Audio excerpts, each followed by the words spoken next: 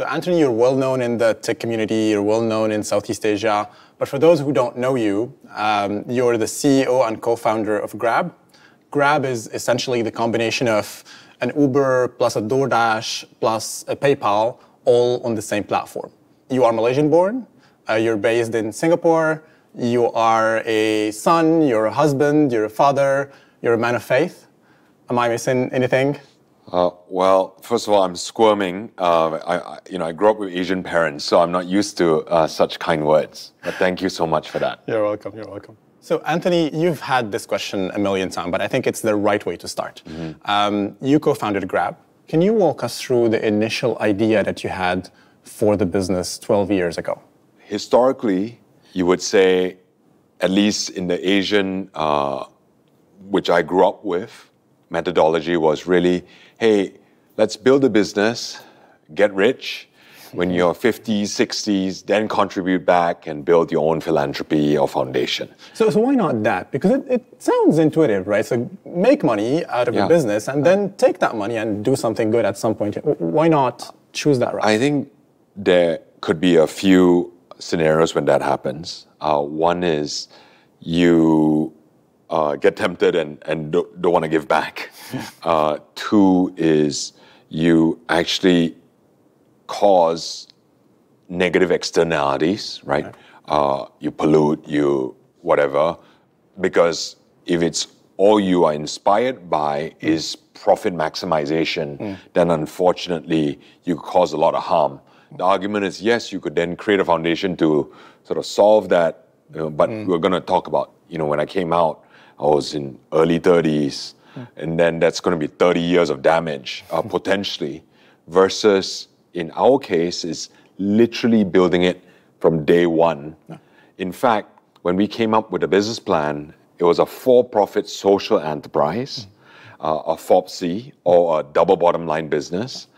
And we actually didn't even submit it for the business plan track. We actually submitted it for the social enterprise track. Okay. That was the intent. So Anthony, out of all the social problems that you could have solved, you focused on safety. Safety for women and children in transportation and very specifically in Malaysia. Why is that?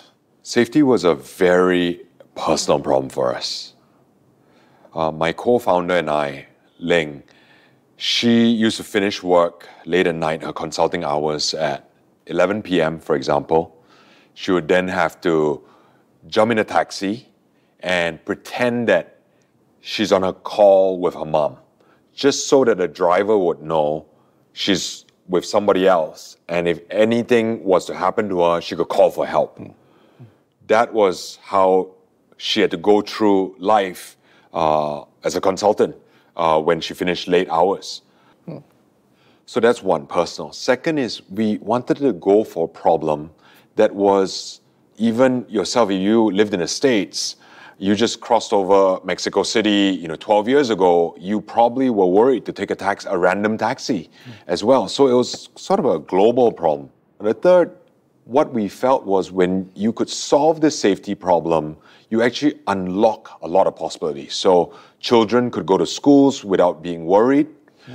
Because it wasn't an affordability issue, they were scared to take taxis. Or women would be scared to take a taxi to work, and then they would choose not to go to work, and that leads to all kinds of second-order effects. So we wanted to create or enable a group of people in society to whatever they can achieve and allow those opportunities to take place. So now drivers have a lot more income. They then became susceptible to crime, because they had a lot of cash, because they were now earning a lot of money. And they basically became a mobile ATM machine. And what we did then was we said, look, let's invent, at that point in time, GrabPay, which would take out cash from the driver's hands and keep them safe. And it was literally in the driver wallet, and it had ways of managing their safety. So Anthony, I do get the transition from solving the safety in transportation to ride-hailing, but then you went into payment, broader financial services, and even a full-fledged bank. Why don't you walk us through that story, how you went from one to the other? Sure. So we said take cash out of the system by creating GrabPay. Now, the benefit of that was safety for the drivers, but also customers could walk in and out, even in a high cash society like Southeast Asia. Then we said our drivers and including our merchants actually needed more. They needed to financing to expand their businesses. And that's when we created Grab Lending so that they can move from not just being a driver, but they started being able to borrow to own 2 or 3 bikes. And then they could then rent those bikes out. Then we created the digital banks because we realized, again, for them, their problem was if they were to save money in a traditional bank, that would be they were to save at least 30 days to earn the interest for that month. What we created was a digital bank that allows any of our gig workers to earn interest on a daily basis. So even if they can afford to save money for 10 days, they would accrue interest for those 10 days. So it was very catered for a segment of people, which are our drivers and our long-tail merchants, whether they sell bobo ayam or chicken porridge at the sides of the street in Jakarta. And that was a common thread, was serving this segment. That's how we went across services. Got it. A second way you scaled the platform, so this we talked about different services building on top of each other. You also went for a geographic scale. You're now present in 8 different countries. For those who don't know Southeast Asia, it's a very diverse place. Singapore is not Malaysia, is not Philippines, and the GDP per capita is not the same. The languages are different. That also was a conscious decision. Why did you choose to scale across countries in the region? Because you could have stuck to, I'm solving the safety issue in Malaysia and I'm solving the other issues. Why don't I solve them in Malaysia? And that's it. You deliberately wanted to have such a broad scope that covers, I think if I'm not mistaken, something like 650 million people across the 8 countries. That's right. Why is that? So first of all, again, focus on what was a problem that could be solved. That's one. 2, we already had a solution. It was a proven solution that can scale across countries. Third was when we built this business as a double bottom line business model, we knew that we needed scale and velocity by design. Scale and velocity allows for a few things. One, when you have scale, it allows for a lot of supply because customers don't want to wait 2 hours for a car. They want it in 5 minutes. Scale allows that. Velocity allows for very high density of bookings, or in our case for food business, it allowed for batching.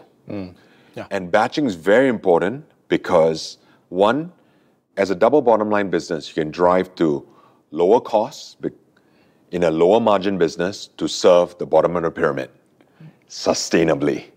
I remember initially for you didn't approach, random people who then can drive cars. You approached the taxi drivers. That's a very important design choice. Yes. Can you talk us through why you made that choice? You're right. The design choice we chose was to go with taxi drivers and then go even lower than that to go to tuk-tuks, to go to 2 wheels, right? To go to, in Philippines, they call habal-habal, right?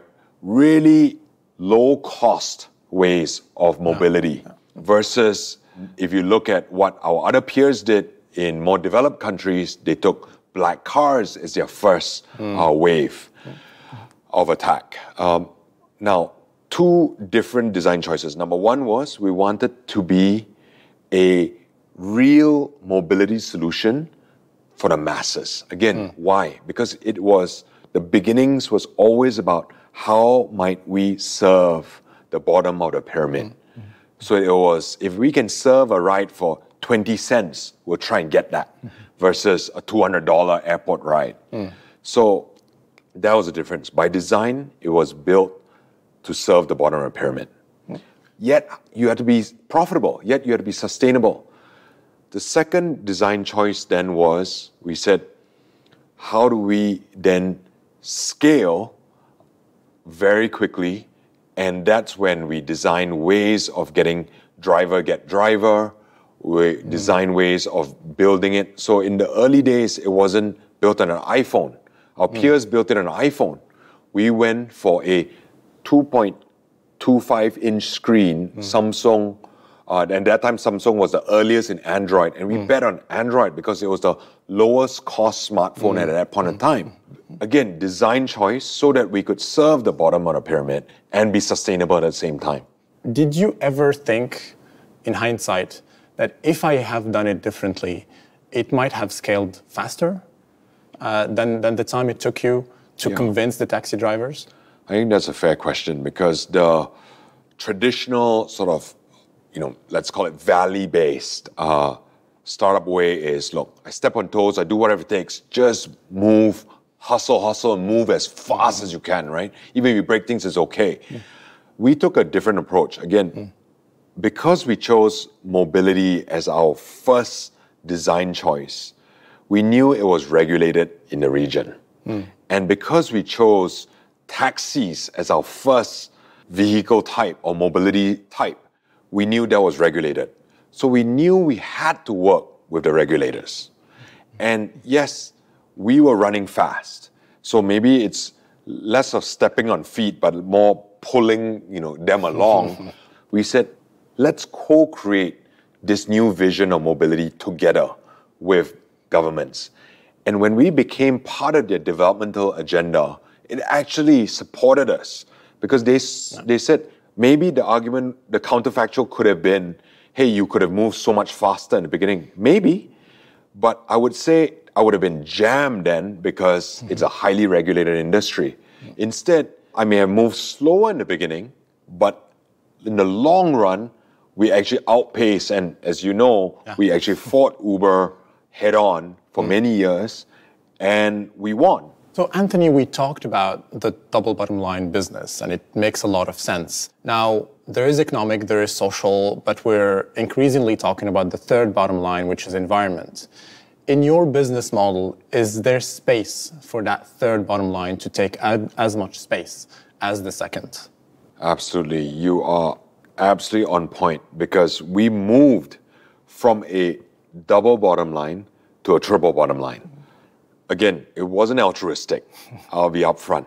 It was because when we saw that climate conditions actually impact economic conditions of the business. When there's a flood in Manila or in Jakarta, our drivers can't move. And when they can't move, there's no business. Our business is all about flow. And if there's no throughput and we're not delivering food or not getting customers from A to B, there's no business. Drivers don't earn their income. It goes against our mission.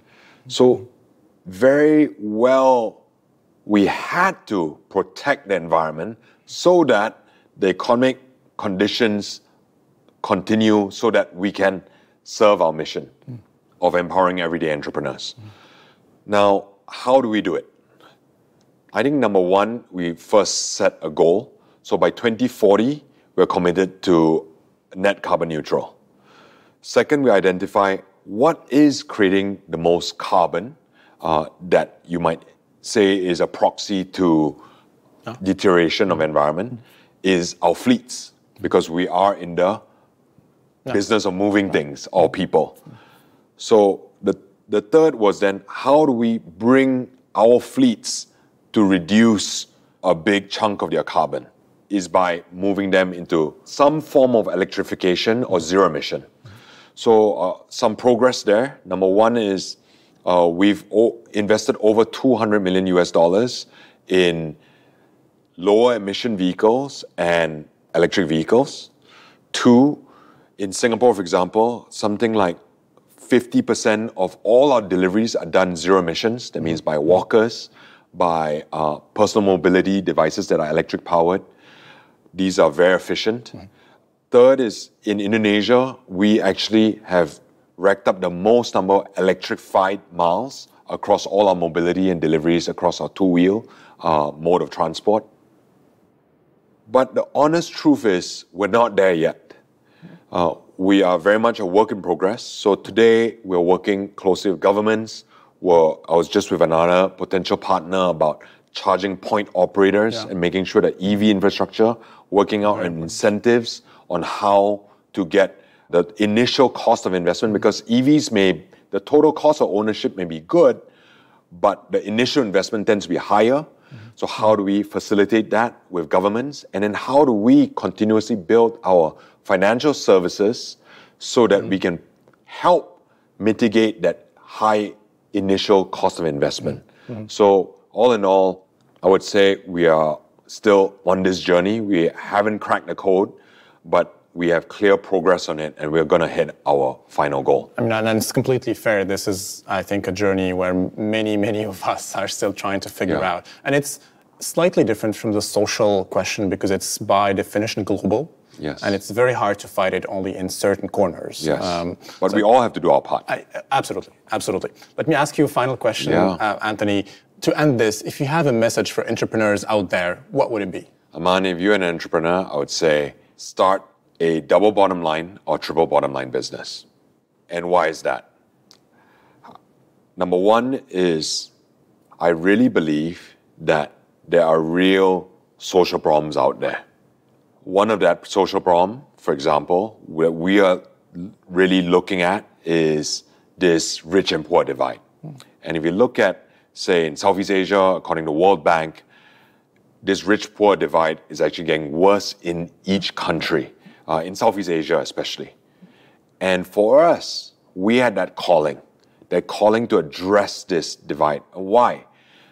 Because we saw that if the rich-poor divide gets worse, we can see massive social disruption take place. So for us, we don't want to wait for that to happen in this part of the world. We want to address that up front. And the best way to address that up front is to say, how can we uplift the bottom of the pyramid and help them rise? And we felt that this calling is so deep.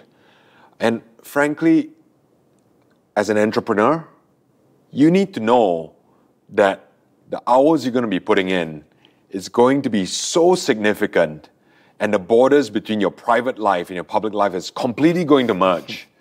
So you better do something that you love, that you are absolutely convicted on. In my case, I felt that this was literally a calling from up above. And when you feel that it's a calling from up above, you have a competitive advantage because you're willing to put in hours that are many more than anybody else. You're going to feel that you're going to be so proud, even whether you succeed or you fail, you can say to your children's children that I did this because the intent was to solve a real societal problem. And that is something that I would really encourage all entrepreneurs to fight for, their own calling. Anthony, on that note of passion that I love, thank you very much. Thank you.